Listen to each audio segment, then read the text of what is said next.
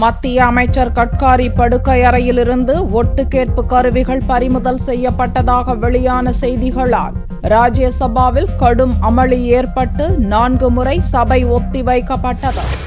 டெல்லியில் மத்திய போக்குவரத்து துறை அமைச்சர் நிதின் கட்காரியின் வீட்டிலிருந்து ஒட்டு கேட்பு கருவிகள் கைப்பற்றப்பட்டதாக மீடியாக்களில் செய்திகள் வெளியான விவகாரத்தை ராஜ்யசபாவில் காங்கிரஸ் உறுப்பினர்கள் எழுப்பினர். கேள்வி நேரத்தை ரத்து செய்துவிட்டு ஒட்டு கேட்பு விவகாரம் குறித்து விவாதம் நடத்த அனுமதி கோரினர். அதற்கு சபைத் தலைவர் ஹமீத் அன்சாரி அனுமதி மறுத்தார். இப்பிரச்சினையில் பார்லிமென்ட் கூட்டுக்குழு விசாரணைக்கு உத்தரவிடக் கோரி காங்கிரஸ் உறுப்பினர்கள் சபையின் மையப்பகுதியை முற்றுகையிட்டனர். இதனால் சபையில் கூச்சல் குழப்பம் நிலவியதால் சபையை 15 நிமிடத்துக்கு சபைத் தலைவர் ஹமீத் அன்சாரி ஒத்திவைத்தார்.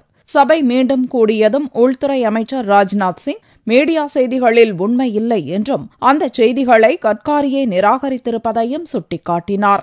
ஆதாரமற்ற செய்தியின் அடிப்படையில் விசாரணைக்கு உத்தரவிட முடியாது என்றும் ராஜ்நாத் சிங் திட்டவட்டமாக கூறினார். बगिंग से रिलेटेड उस संबंध में मैं स्पष्ट कर देना चाहता हूं कि मीडिया में जो भी खबरें इसके पहले आई हैं उनमें कोई सच्चाई नहीं है और स्वयं भी हमारे जिस मंत्री नितिन गडकरी के बेडरूम में कहा गया है कि वह हाई पावर लिसनिंग डिवाइस लगाई गई थी, स्वयं वह मंत्री श्री नितिन गडकरी जी ने भी पूरी तरह से इस खबर को बेबुनियाद और निराधार बताया है, उसे डिनाई कर दिया। और मैं यह भी स्पष्ट करना चाहता हूं इस संबंध में न तो उनके द्वारा कोई कंप्लेंट दर्ज कराई गई है और न तो किसी के द्वारा किसी प्रकार की कोई कंप्लेंट दर्ज कराई गई है.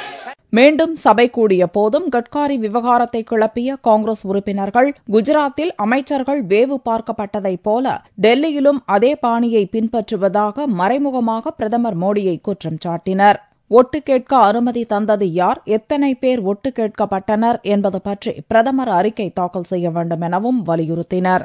The then leader of opposition and now the leader of the house, there was an issue pertaining to telephone call records of his phone, and this house discussed it, took it very seriously. That was only the call records. Here it is the bugging of phones of serving ministers. We do not know how many telephones have been bugged. We cannot. This is not a matter to be overlooked by us. Allow the questioner to proceed. The house will have to discuss. We need a discussion. இப்பிரச்சினையில் parliament கூட்டுக்குழு விசாரணைக்கு உத்தரவிட வேண்டும் என காங்கிரஸ் எம்பிக்கள் தொடர்ந்து அமளியில் ஈடுபட்டதால் ராஜ்யசபை அடுத்தடுத்து 4 முறை ஒத்திவைக்கப்பட்டது. லோக்சபாவிலும் இப்பிரச்சினையை காங்கிரஸ், ராஷ்டிரிய ஜனதா தளம், ஐக்கிய ஜனதா தளம் உறுப்பினர்கள் எழுப்பினர்.